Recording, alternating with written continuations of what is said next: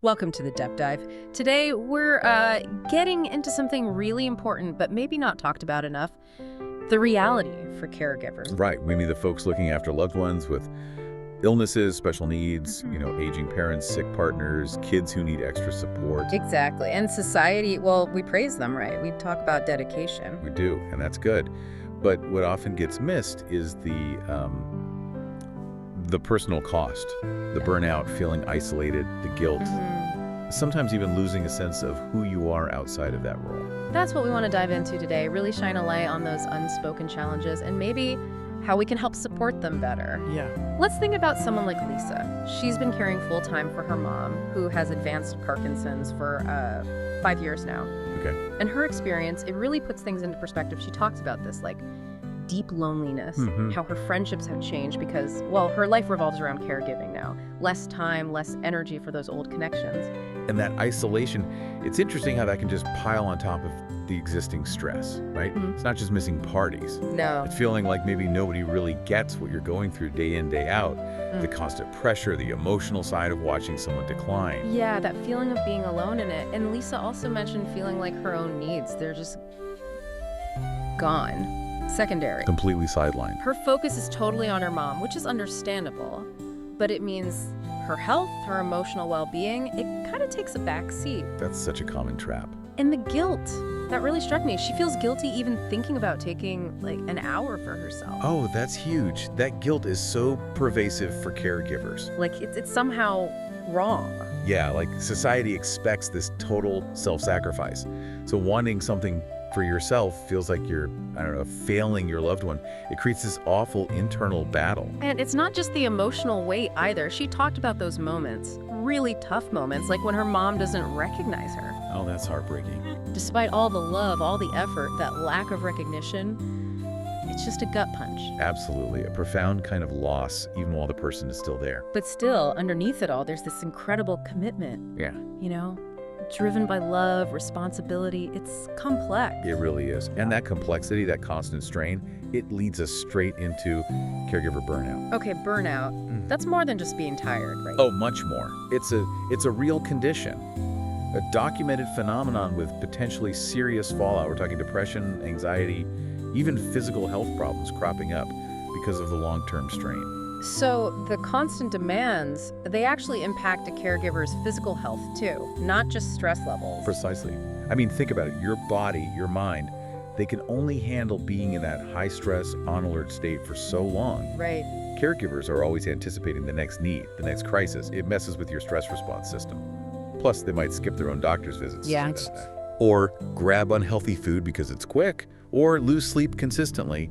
All that chips away at their own health, their resilience. Okay, so what are the signs, the red flags that someone, maybe a caregiver themselves or someone who knows one, should look out for? How do you know it's moved past just stress into burnout? Well, a big one is persistent fatigue, like bone-deep exhaustion that sleep doesn't fix. Right. Feeling irritable, snapping easily, maybe feeling on edge all the time, that's another. And a really key one is this feeling of helplessness or hopelessness, like you just can't cope anymore. Right. You might also see them pulling back from things they used to enjoy, changes in sleep, appetite. Recognizing these signs, that's the absolute first step. Admitting, okay, this is happening, I might need help. So if someone listening relates to that or sees it in a friend, what can they actually do? What are the recommendations? Well, first off, building a support network is crucial. That could mean leaning on other family, asking friends for specific help, even just an hour, or maybe looking into respite care if that's feasible. Getting some backup. Exactly. And setting boundaries. This is so hard, but so important. Caregivers feel they have to do everything. Say yes to everything. Right. But learning to say no sometimes, or not right now, protecting your own limits, that's vital. It's okay not to be superhuman. Okay. And finally, professional help. Counseling, therapy. It provides a space to just unpack all those heavy emotions without judgment and learn coping strategies. That makes sense, just knowing you're not alone and having some tools. Yeah. Yeah, seems powerful. Which reminds me of Jamal's story. He cared for his younger brother with cerebral palsy for years. Ah, yes, Jamal. His experience really shows the difference support can make. What was it for him? He joined a local caregiver support group, and he said it was like a turning point. Suddenly, he wasn't carrying it all by himself. He felt understood, right, being with people who got it. The unpredictability, the emotional ups and downs. Exactly, that shared experience, knowing you're not the only one feeling frustrated or sad, or even sometimes resentful, which is normal in tough situations. Being able to say that stuff out loud without someone judging you was huge for him. He realized he wasn't failing, he was human.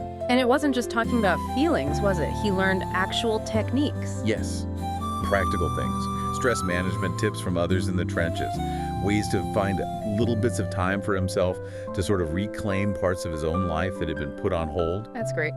It really shows the community in taking care of yourself. They aren't extras for caregivers. They're essential, absolutely essential for keeping going. So, for listeners who are caregivers right now, feeling that weight, what are some really practical things they could maybe try starting today? Okay, number one, it is okay to ask for help, really. And it's okay to say no sometimes. You don't have to do it all alone. Reach out, family, friends, community services, even for small things. That permission, just hearing that might be helpful for some people, that feeling you have to do it all. It's immense, but letting go of that is freeing. Second, your own health matters. Mental, physical. It's not selfish to take breaks, even tiny ones. Schedule them if you have to. Do something, anything, just for you, that recharges you a little. It's necessary. And self-care doesn't need to be a spa day, right? It can be 5 minutes with a cup of tea. Exactly. A short walk, music, whatever works for you. Third, look into those support groups, local ones, online ones. Connecting with people who get it is incredibly validating and helpful. And finally, seriously, consider talking to a professional, a counselor, a therapist. It's a safe space to work through the really tough emotions and find ways to cope before burnout really sets in. And there are more resources out there too. We'll make sure to put links in the notes for this deep dive, websites, hotlines, places to find more info and support. Okay, great. So wrapping this up, I guess the main thing is, if you're a caregiver listening, please know those feelings, the loneliness, the exhaustion, the guilt, they're valid. You are not alone. Absolutely not. And support is out there. And maybe if you know a caregiver, reach out. Yes. Offer to listen. Really listen without giving advice unless asked. Offer specific help, like, can I pick up groceries? Or can I sit with them for an hour so you can take a walk? Even just checking in, saying, I see you, I appreciate you. That can mean the world. It really can. And, we'd love to hear from you, our listeners. If you have experiences you want to share or other topics you think we should explore, please let us know. Definitely. And just remember, looking after yourself isn't taking away from your loved one. It's actually what helps you keep being there for them. It's fundamental.